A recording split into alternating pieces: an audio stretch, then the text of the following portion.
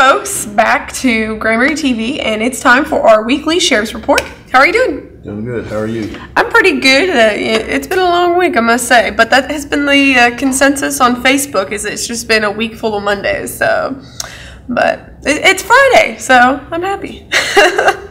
Friday, so life is good. Yes, it is. That means the weekend, and then come back to work on Monday. So, so how has the week been? Well, it's been busy. Always plenty to do around my office. Lots going on all the time. So, yeah, we had an arrest warrant that got us some drugs the other day. On the 6th, around 3:30 p.m., my office went out. The deputies went out to Georgia Trail to serve a felony warrant on William Melvin Mayberry Jr. He's 50 years old for possession of a controlled substance. And when the deputies arrived at his front door, Mayberry fled out the back door to evade deputies. After a short foot chase, Mayberry was taken into custody and found to be in possession of marijuana and drug paraphernalia. Mayberry was arrested and charged with evading arrest, a Class A misdemeanor. Bond was set at $2,500. Possession of marijuana, less than 2 ounces. Class B misdemeanor, bond was at $1,500. Possession of a drug paraphernalia, and that's Class C. And that's $300, and a felony warrant for possession of controlled substance, a felony 3, no bond. So he's still in jail. So that got a little exciting there for a little bit when I was listening on the radio, but they took him into custody. Awesome. That's good though. Get him off the streets. Yep. Then the other day on the 8th, then we're always trying to work on warrants whenever my guys have a chance. I've got a couple that they travel across the state, across the country to pick up people on warrants. Otherwise, we go looking here with the deputies every chance we get and following up with the other counties, other cities. We get the marshal's office involved, the DPS involved, whoever we can to help bring these guys in.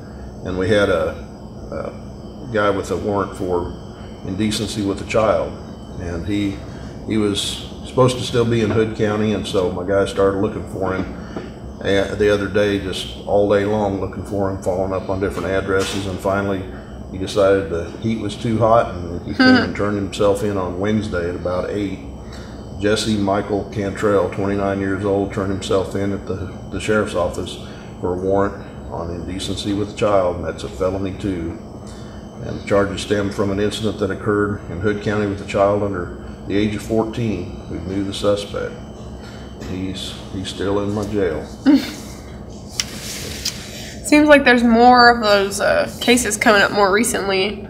Like they're getting pushed out of like everywhere else and they're coming here, but then they're slowly learning that it's not tolerated here either. So no, yeah, we've had a lot of these kind of cases, and a lot of it is the Children's Advocacy Center does a really, really good job of making law enforcement work together with CPS for it's all about taking care of the kids, and then the kids making more outcries because of the way they're handled at the Children's Advocacy Center and other reasons too. And so there's been a lot more of this stuff coming out in the open, way more than there was 5 or 10 years ago. So, right.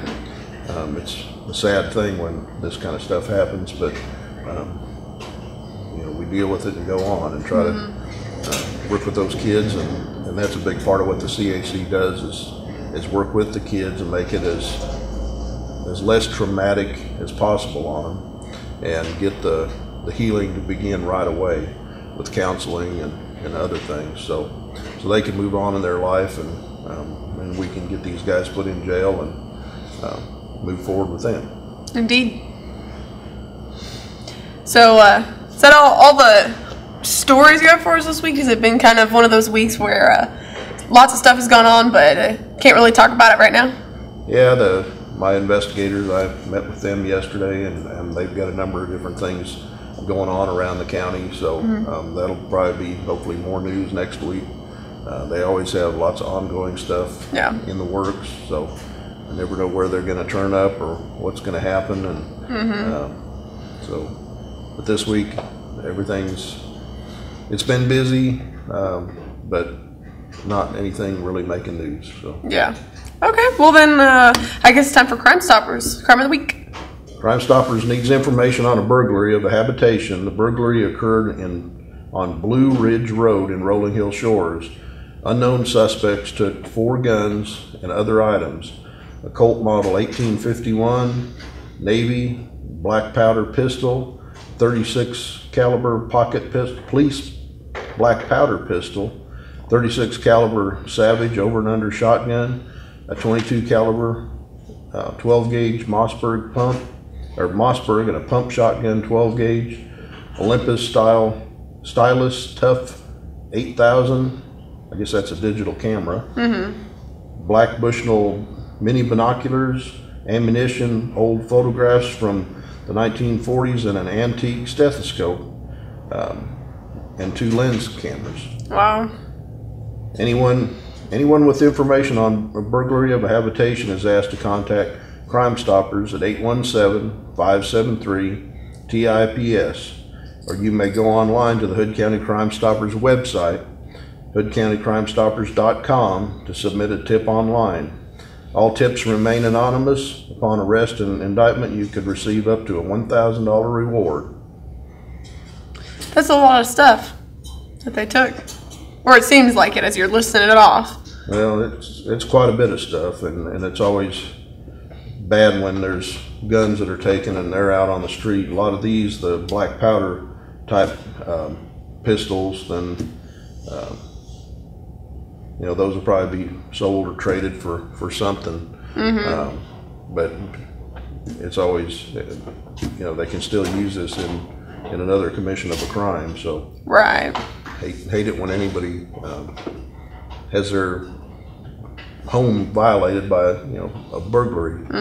So we're always trying to be as proactive as we can, getting the guys out there on patrol, to get out there in the neighborhoods, subdivisions, running up and down the roads.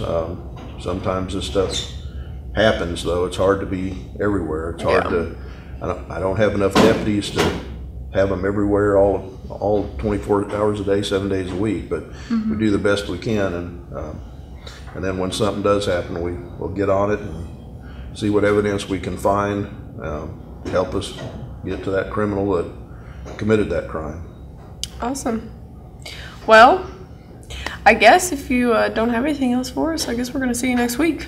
Yep, we'll be back next week. Hopefully we'll have a lot of good information for you. Awesome. Well, thank you for stopping by, and as I said, we'll see you next week. Thanks for having me.